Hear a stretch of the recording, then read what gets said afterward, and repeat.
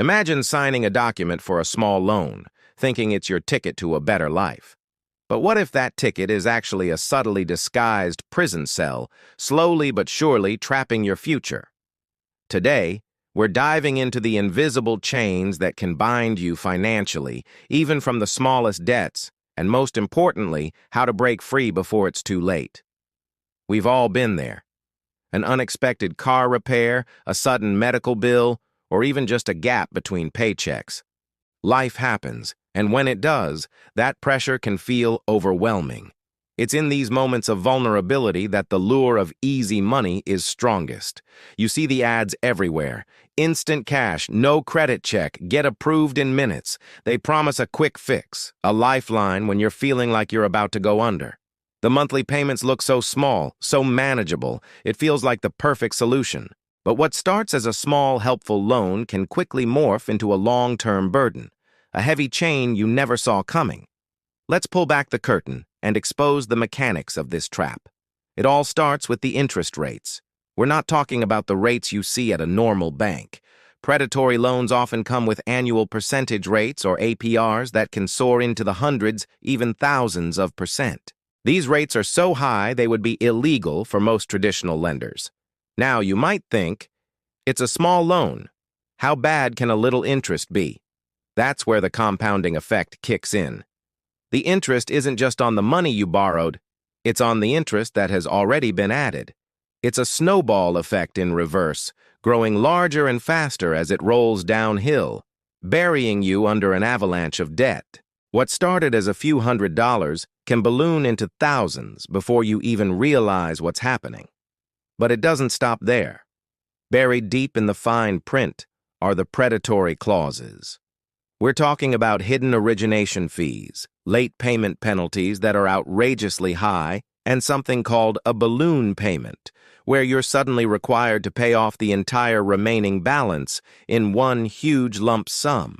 And if you can't pay, that's when the aggressive collection tactics begin. Constant phone calls, threats, and immense pressure designed to keep you trapped in the cycle, often forcing you to take out another loan just to pay off the first one. This is how the debt spiral begins, a vortex that's incredibly difficult to escape. These aren't just abstract concepts. They have devastating real-world consequences. Let me share a story. We spoke to Sarah, a single mom who took out a small $500 loan to fix her car so she could get to work. The initial payment seemed easy enough, but after a few months, a small fee here and an interest hike there meant her payments started to climb. Soon, she was paying more in interest each month than her original loan amount. She was trapped.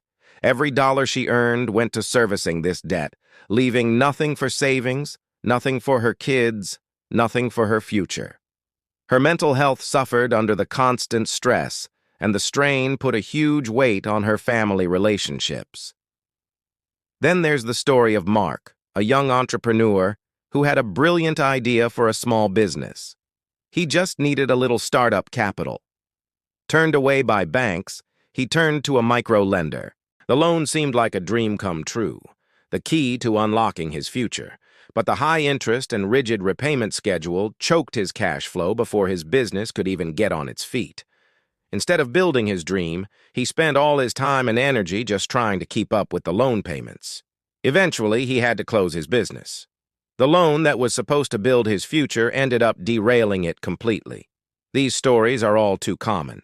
The ripple effect of predatory debt touches every part of a person's life, from their mental and physical health to their ability to seize future opportunities like buying a home or saving for retirement. It's a true, invisible chain. So how do you protect yourself? How do you break free? The first step is learning to identify the red flags. Be extremely wary of any lender that promises guaranteed approval without a credit check. Be suspicious of high-pressure tactics that rush you into signing. And most importantly, always read the fine print. If a lender isn't transparent about the APR, fees, and total repayment amount, walk away. A legitimate lender wants you to understand the terms. A predatory one thrives on confusion.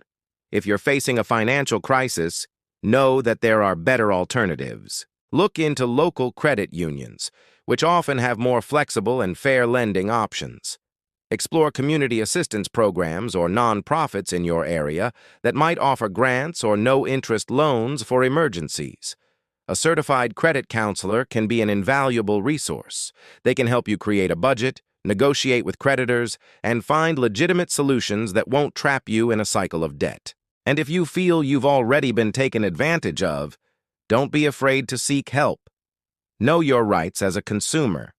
Organizations like the Consumer Financial Protection Bureau and local legal aid societies can provide guidance and help you fight back against predatory practices. Empowering yourself with knowledge is the ultimate defense, but this is bigger than just individual choices. We need to advocate for systemic change. This means supporting policies and politicians who are willing to cap interest rates and regulate the predatory lending industry. It's about creating a financial system that is fair and just for everyone, not just the wealthy. Furthermore, we need to push for widespread financial literacy. Imagine if we were all taught from a young age how to budget, how credit works, and how to identify financial scams. This kind of education is a vaccine against predatory lending. It equips people with the tools they need to make informed decisions and build a secure financial future for themselves and their families. Finally, it's about building personal financial resilience.